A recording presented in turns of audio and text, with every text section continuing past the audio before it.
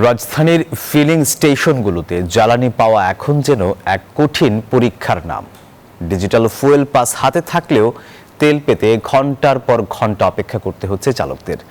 Rationing ব্যবস্থায় পাসধারীরা পাচ্ছেন 1000 টাকার আর পাস ছাড়া মিলছে 500 টাকার জ্বালানি, যার প্রভাব পড়েছে নগর জীবনের স্বাভাবিক গতিতে। যদিও পাম্প কর্তৃপক্ষ বলছে মজুদ পর্যাপ্ত।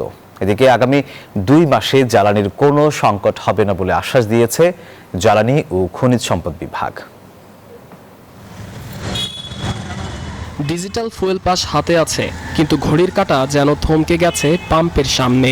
রাজধানীর ফিলিং স্টেশনগুলো যেন এক ধৈর্যের পরীক্ষা কেন্দ্র। পাস থাকলে 1000, না থাকলে 500 টাকার তেল, এই রেশনিংয়ে ধীর হয়ে গেছে নগরীর চাকা। সামান্য জ্বালানির জন্য পদ্মা সেতু, মেট্রো রেল এবং এলিভেটেড এক্সপ্রেসওয়ে নির্মাণের গর্বিত অংশীদার বসুন্ধরা সিমেন্ট। ঘন্টার পর ঘন্টা অপেক্ষা করছেন চালকরা। সকাল 7টায় এখানে লাইন দিছি, এর মধ্যে তেল পাচ্ছি না। দেখি সম্ভব রাত শেয়ার করি, সারাদিন শেষ, সংসার কিভাবে চলবে? 9টার থেকে এই সিরিয়ালে যে দাঁড়াইছি, আমার সামনের গাড়ি একটাও কিন্তু যাইতেছে না ভাই, এখন এই ভোগান্তির ভিতরেই আছে। অন্য অন্য যেগুলো পাম্প আছে সেগুলোতে সবগুলাতেই দিত কম আর বেশি, তো হলে হয়তো এই সংকটটা এত সিরিয়াল থাকতো না। অপেক্ষার ক্লান্তি বাড়লে তুচ্ছ ঘটনাতেই শুরু হচ্ছে বাকবিতণ্ডা, কখনো তা গড়াচ্ছে হাতাহাতিতে। পরিস্থিতি সামাল দিতে হিমশিম খাচ্ছেন পাম্প কর্মীরা।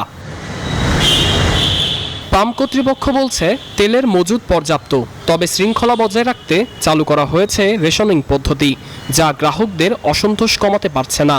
রেশনিং সিস্টেমে তেলটা দেওয়া হয়, ডিপো থেকেও দেওয়া হয়, গ্রাহকদের যে পরিমাণ চাহিদা এটা পূরণ করতে পারবো।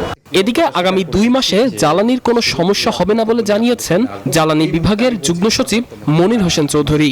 অকটেন এবং পেট্রোলের যে মজুদ আছে তাতে আমাদের ইনশাল্লাহ আমি তখন বলেছি যে আগামী 2 মাসেও কোনো অসুবিধা হবে না। একই কথা এখনো আপনাদেরকে বলছি। তিনি জানান, এখন পর্যন্ত 5,42,236 টন জ্বালানি জব্দ ও অবৈধ মজুত করায় 45 জনের কারাদণ্ড হয়েছে। সাদমান রাফিদ, নিউজ 24, ঢাকা।